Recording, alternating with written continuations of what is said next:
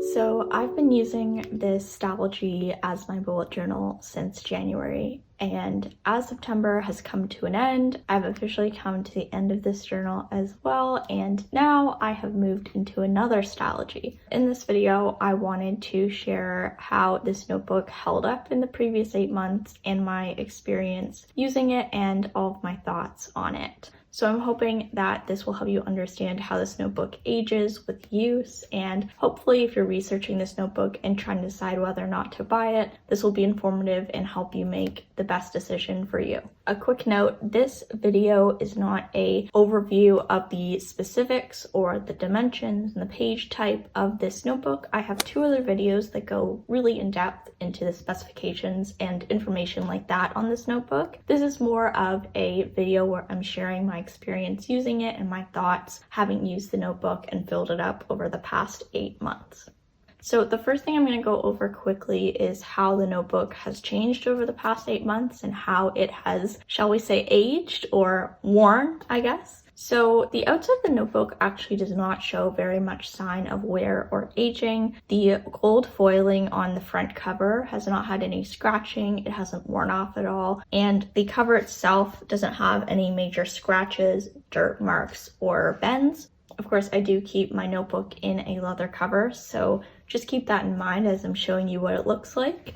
But also because of that leather cover, the notebook cover does bend a bit on the front, and that is just because when I insert my notebook into the cover, I'm a bit lazy and I don't insert it properly, and I just kind of shove the front cover into the front flap without kind of slipping both in at the same time to avoid that. So that's completely my doing and has nothing to do with the notebook itself. Now, when it comes to the pages themselves, one thing that's pretty obvious with this notebook is that as you use it, the notebook itself expands and kind of bulks up a little bit. People have described this as chunking, and I think that's a pretty good word or descriptor for this phenomenon, but the pages have definitely kind of thickened a little bit as I've used them. And I've also noticed that in this notebook, the spine has not broken at all. It held up relatively well, but there is a bit of separation between the glue and the paper. Nothing causing pages to fall out, but just something I thought I would point out in case anyone's curious. I also noticed that on the notebook, there is some slight discoloration to the pages. It's a lot darker right here, and I imagine that's just from hand oils and dirt. So just something also good to note with the pages, they do kind of go from a white to a bit of a cream color just around the corner where you're turning them. Another thing I noticed while I was using this notebook throughout the entire 8 months was that no matter where I was at in the notebook, it laid very, very flat, and it provided a very good flat writing surface. So the spine is claimed to be a lay flat spine, and I can definitely confirm that it is a lay flat spine. So that was interesting to see as well. So overall, how it held up in the 8 months is pretty well, actually. The cover is in very good condition. I think the spine is in pretty good condition considering how much I opened my notebook, and the pages, none of them really ripped at all. And they did kind of have a bit of discoloration from use, but nothing super major. So going off of the wear of the notebook, I want to kind of transition into how I enjoyed the notebook and things that I really liked about it. I was very, very impressed with the durability of this notebook. The notebook just really did its job of being a notebook, and I didn't feel like I had to worry about being careful with it or being worried that it was going to break or tear or anything like that. Another thing I really liked about this notebook as I used it was I really, really appreciated the light, crisp pages as well as the very, very light gray grid in the Stalogy pages.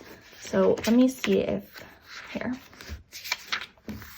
So again, more information on this in my Stalogy overview videos, but I really, really loved having this type of grid layout in my notebook. I know that dot grid is generally the most popular type of page layout for bullet journaling, but I find grid is a lot better for me because I can draw much straighter lines because the lines are already there, so I just have to kind of follow the guides. And because the grid is so light, it's not very noticeable to the eye at all, which I really, really enjoyed as well. The next thing that I really liked about this notebook was that there was a lot of pages. Because there are 368 pages in this notebook, I was able to fit 8 months in this guy, which is pretty good. I do take a lot of notes in my journal, so I do use up quite a few pages every month. So having a notebook that has more pages allowed me to use it for longer without having to transfer into a new journal, which was really, really nice. And then the last thing that I really liked about this journal was the minimal smudging and ink transfer. So this paper I find absorbs ink pretty well. I'd say for a gel pen, you want to let it sit at least for a minute before you kind of rub your hand over it. But when it comes to ink transfer, so when you turn the page over top of a page with fresh ink, I find that the ink doesn't really transfer that much. I'm not too worried about ink transfer though in my notebook. I just don't want like giant globs of ink on the other page. If there's a little bit of ink here and there, I'm not too fussed about it, but I did really like how well the paper absorbed the pens I was using. So that was another thing that was really, really great. Alright, so now that I've mentioned things I do like about this journal, I'm going to go into a couple things that weren't my favorite or I just didn't really love about it. These are pretty small and nitpicky, but I thought I'd mention them so that you have all the information and all of my thoughts. So here they are. The first thing is that the pages are very thin, so if you're erasing something, you do run the risk of kind of crinkling and crunching the page a little bit if you erase too hard and you're not holding the paper down while you do it. So that was a lesson that I quickly learned, but just something that is an unfortunate consequence of thin pages. Another thing I didn't love about this notebook was how when I did a Dutch door spread, this was the only one I did, I felt like when I cut the page, it weakened the spine and it weakened the binding, if that makes sense. So this was a fun spread to do. I enjoyed it, but I definitely felt like Dutch doors and this kind of binding didn't really go together, and it isn't something that I'm going to do going forward in my journals ever in this notebook, and it's not something I would really recommend either. I just found that the page almost stands out a little bit in the notebook, if you can see right there. So the page didn't fall out. There was no like catastrophe, but just something that I felt a little bit wary of after doing and something I don't think I would really want to repeat. The next thing that I don't like about this journal, and it's probably the biggest gripe I have with it, is it sounds a bit silly, but I really do not like the color of this flyleaf on the interior cover. It's like this cool toned greenish gray color, and personally I'm just not a big fan of it. I think going forward into my 2021 journal, I might break out a color piece of paper and just cover it over. So again, just to emphasize, none of these are game changers or deal breakers, just things that weren't my favorite in the journal. So this flyleaf is definitely one of them. And then the last thing that I didn't really like, not necessarily about the notebook, but I didn't like doing in the notebook, was I found that any type of stamping or pasting photos just didn't really work well for me with the notebook. When it came to stamping, I found that the ink would never really dry down and it would kind of smudge if I ran my fingers over it, which I think just has to do with the paper type. And when it came to photos, because the pages are thinner, when you paste a photo in, that is going to bulk up the page and create grooves that will be on other pages when you try to write. And I'm just not a big fan of having lumps in my pages when I write. I really like to have a smooth surface.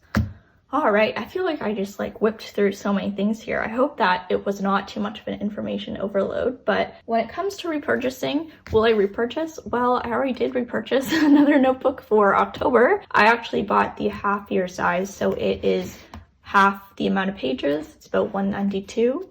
So yes, I will repurchase. I have already repurchased and I will repurchase again for 2021 because I love the quality of the notebook. The overall notebook itself is really well suited to my preferences, and I can get it locally at a relatively good price, which is awesome.